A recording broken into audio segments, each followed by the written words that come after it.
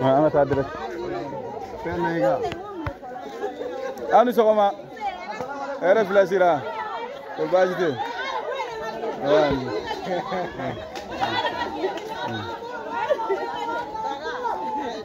Bismillah.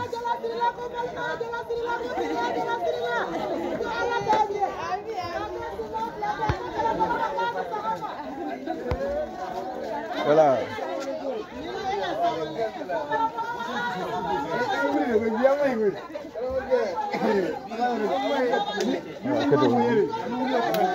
Assalamu alaikum.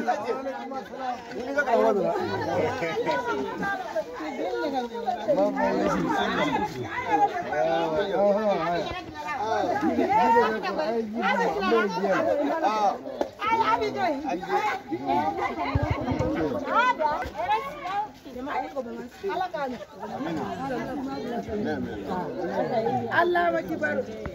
En ala ke muto wala be bole takele sama tu sabalsa Aturu. Nanggalam na bete ke nekele.